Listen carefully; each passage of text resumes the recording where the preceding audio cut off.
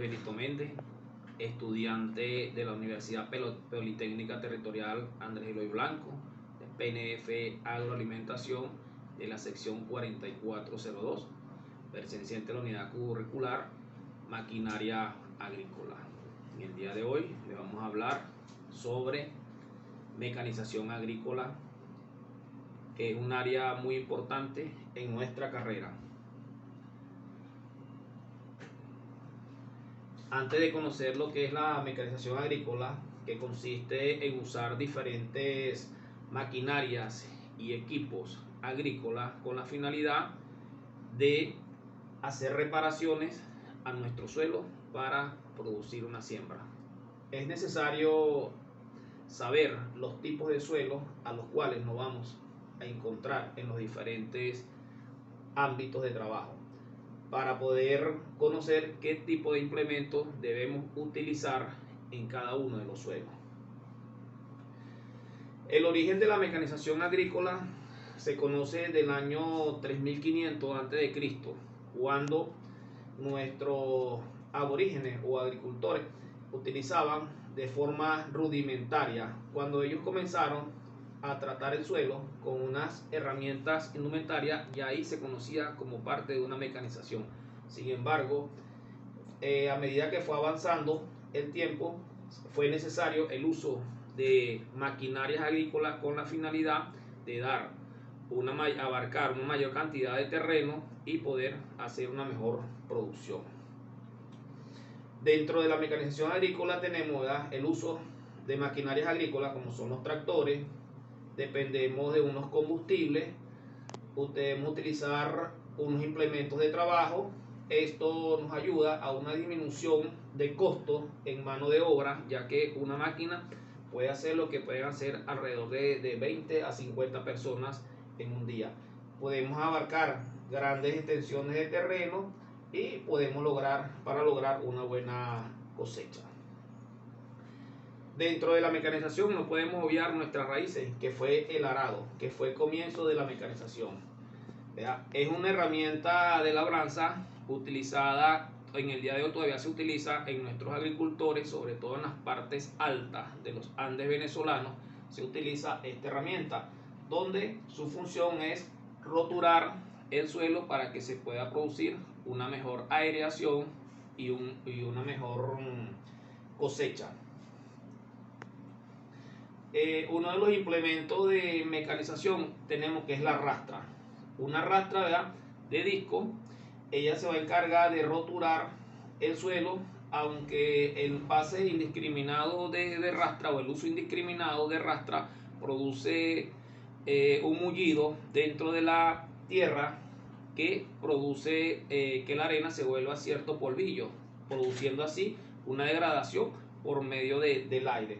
Entonces, esta es una herramienta que se utiliza para darle forma al terreno, a la vez que podemos hacer diferentes surcos. Cuando nosotros hablamos de las rastras, nosotros debemos conocer cuál es el requerimiento de potencia que necesitamos según el tipo de rastra, la cantidad de discos y el diámetro de los discos. Existe un estimado de requerimiento donde nos dice, ¿verdad?, que el HP requerido por disco en un disco de rastra de 24 pulgadas es de 4.5 HP por disco. Si nosotros no hablamos de una rastra de 16 discos, tenemos que tener una maquinaria que debe estar a la par o por encima de los 72 HP para poder utilizar esa herramienta. ¿Por qué es importante conocer esto? Porque cuando nosotros tenemos una buena apareamiento entre la maquinaria y el implemento, evitamos dañar tanto el implemento como la maquinaria, ya que si utilizamos una maquinaria de gran potencia para un implemento de baja potencia, automáticamente estamos dañando el implemento, y si lo hacemos viceversa, estamos dañando el equipo. Es importante conocer este tipo de apareamiento. Dentro de los arados de implementos se consigue el arado de cincel. El arado de cincel es un equipo, se puede decir que de labranza conservacionista, ya que su función es roturar el suelo y él permite la aireación y la permeabilidad del suelo para la hora de la siembra. Es un implemento muy conservacionista, pero que muchos productores casi no les gusta porque no nos deja un surco, que es la manera visual. Tenemos el subsolador, o también conocido como multiarado, que también es un implemento que se encarga de roturar y romper ese pie de arado o piso de arado, como se conoce, que es producto del pase indiscriminado de implementos como es la rastra.